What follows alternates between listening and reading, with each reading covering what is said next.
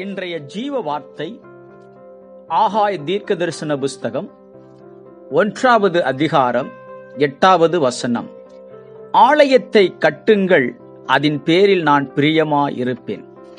என அன்பான தேவ பிள்ளைகளே, தேவச்சனங்களே, கர்த்தர் சொல்லுகிறார், ஆலயத்தை கட்டுங்கள், அதன் பேரில் நான் பிரியமாயிருப்பேன்.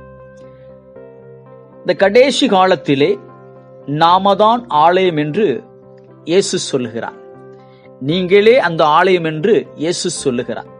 நம்முடைய ஆவி, ஆத்துமா, சரீரம் என் ஆண்டவராக இயேசு வரும்பொழுது குற்றமற்றதாய் இருக்கும்படியாக இதை பரிசுத்தத்தோடு நாம் காத்துக்கொள்வது அவசியமாக இருக்கிறது. இடிந்து போன இந்த ஆவிக்குரிய வாழ்க்கையை மீண்டும் நாம் கட்டப்படக்கூடிய ஒரு காலகட்டத்திலே இருக்கிறோம். மீண்டும் நம்மளை ஆவிக்குரிய காரியத்திலே உயிர்ப்பிக்கப்பட வேண்டும். ஆதியிலே இருந்த அன்பை விட்டுவிடாதபடிக்கு மீண்டும் கர்த்தரிடத்திலே சேருகிறவனாய் நாம் காணப்பட வேண்டும்.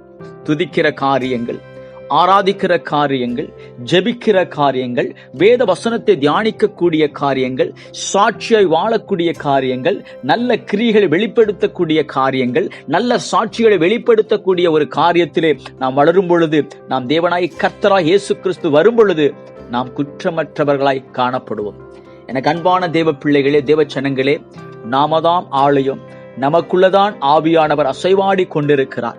நமக்குள்ளதான் அவர் பிரவேசித்துக் கொண்டிருக்கிறபடியினாலே இந்த ஆலயமாகிய சரீரத்தை நாம் கெடுத்து விடாதபடிக்கு பாவ இச்சைகளுக்கு, துன்மார்க்கமான காரியங்களுக்கு, உலக இச்சைகளுக்கு இடம் கொடுத்து விடாதபடிக்கு அவர் பரிசுத்தராய் இருக்கிறபடியினாலே நாம் பரிசுத்தத்தோடு ஆலயமாகி இந்த சரீரத்தை காத்துக் கொள்வோமா?